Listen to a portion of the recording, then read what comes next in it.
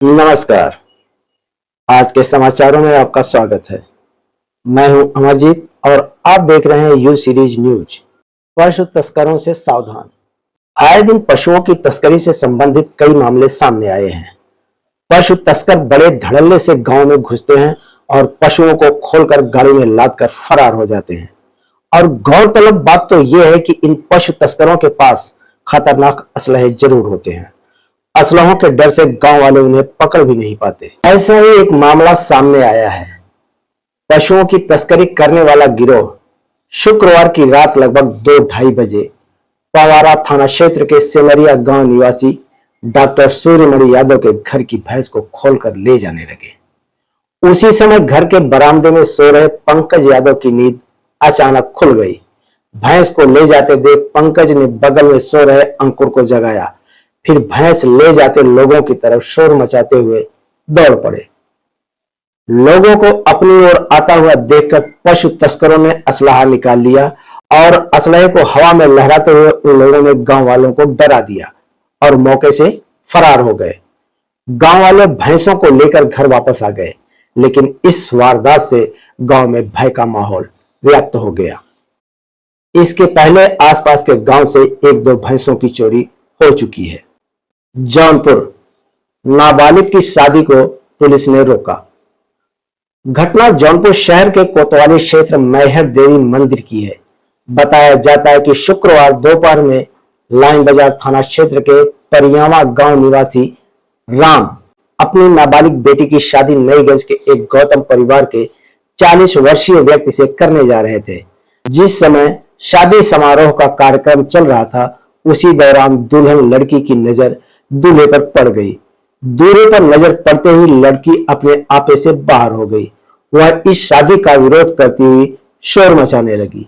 लड़की वालों ने उसे चुप कराने की बहुत कोशिश की, लेकिन लड़की विरोध करती हुई अपनी बात पर अड़ी रही कि मैं ये शादी कदापि नहीं कर सकती। इसी बीच किसी ने पुलिस को सूचित कर दिया।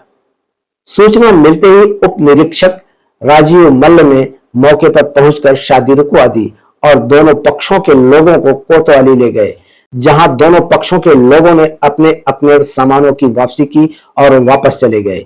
जानकारी प्राप्त हुई है कि लड़की का पिता शराबी किस्म का आदमी है। उसने अपनी लड़की की शादी में दूल्हे पक्ष से अच्छी खासी रकम ली थी।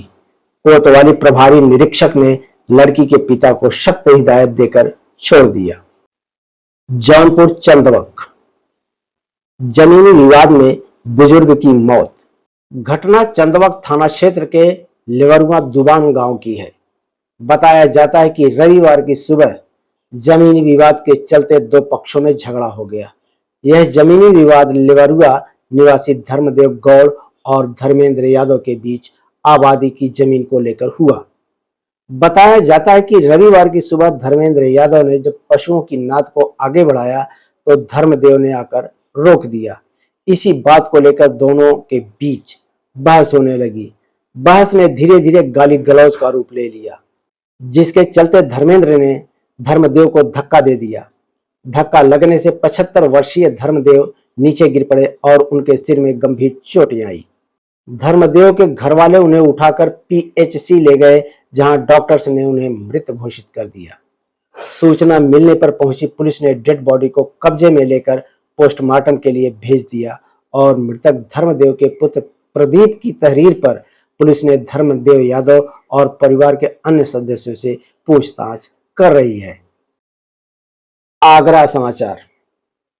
पलक झपकते ही 1 करोड़ के हीरों की चोरी। घटना आगरा शहर के मदिया कटरा हनुमान मंदिर के सामने खड़ी क्रेटा कार में घटित हुई।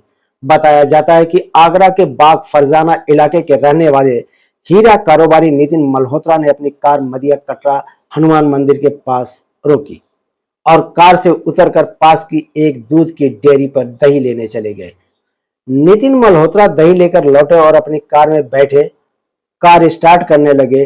तभी एक लड़के ने आकर कहा कि आपकी कार का टायर पंक्चर हो गया है। नितिन मल्होत्रा अपनी कार से उतरकर टायर चेक करने लगे।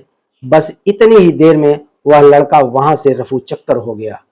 नितिन मल्होत्रा का कहना है कि मुझे तो जानकारी भी नहीं कि इतनी देर में कोई घटना घटी।